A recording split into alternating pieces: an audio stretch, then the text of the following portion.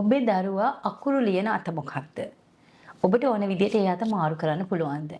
ඉතින් දකුණු අතෙන් සමහර දරුවන් වැඩ කරනවා, සමහර දරුවා වම් අතින් වැඩ කරනවා. ඉතින් සාමාන්‍යයෙන් වම් අතින් වැඩ කරනවා 10%ක් 12ක් අතර ප්‍රමාණයක්. අනිත් දරුවන් වැඩ කරන්නේ දකුණු අතින්. ඉතින් මේ වම් අතින් ලියන දරුවන්ව ගොඩක් වෙලාවට දකුණු අතින් ලියන්න කියලා ඇතම් ගුරුවරුන්, ඇතම් දෙමව්පියන් බල කරනවා.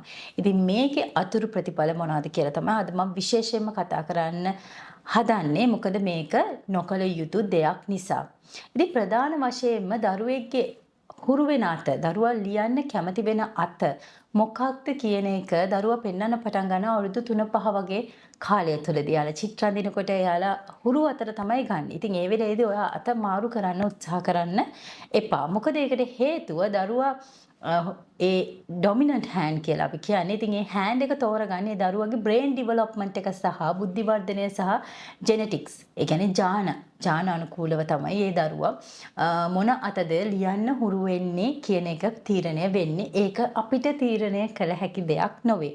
ඉතින් අවුරුදු 3-5 අතර දරුවා වම් අතින් වැඩිපුර වැඩ කරන්න ප්‍රවණතාවයක් දක්වනවා නම් කතුරකින් කපන්නේ වම් අතින් නම් ඉතින් ඔයාට තේරෙනවා දරුවා වැඩි හුරුවක් තියෙන්නේ වම් අතට කියලා. ඉතින් දරුවට ඒ විදිහට යන්න දෙන්න. අවුරුදු 6-7 වයසේදී අපිට හරියටම කියන්න පුළුවන් දරුවා හුරු වෙන අත මොකක්ද කියලා.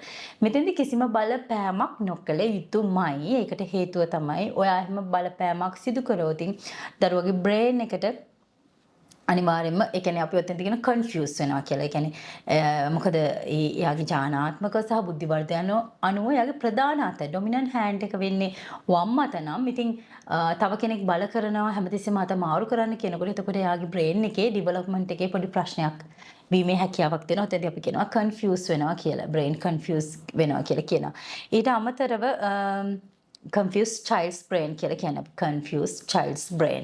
ඉතින් දරුවාගේ මොළය confused වීමක් මෙතෙන්දි සිද්ධ වෙනවා. ඒකෙන් දරුවාගේ හැකියාව brain development එකේ delay එකක් වෙන්න පුළුවන්. ප්‍රමාදයක් වෙන්න පුළුවන්. මේ විතරක් නෙවෙයි දරුවාගේ confidence level එක. එයාගෙන තියෙන ආත්ම විශ්වාසයක් ඔයාට ලියන්න එපා මෙයාට ලියන්න කියලා කියන එකෙන් දරුවාගේ confidence එක අඩු වෙනවා වගේම එයාට කියන්නේ අර කියන්නේ confidence එකක් නැති දරුවෙක් වෙන්න පුළුවන්.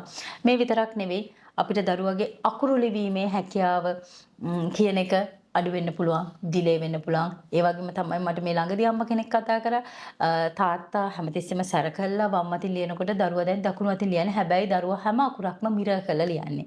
ඒ කියන්නේ හැම අකුරක්ම අනිත් පැත්තට ලියන්නේ. ඉතින් මෙන්න මේ වගේ ප්‍රශ්න තමයි වෙන්න පුළුවන් දේවල්. ඉතින් ඔබේ දරුවාගේ අත ඔබට තෝරලා දෙන්න බෑ මොකක්ද කියන එක.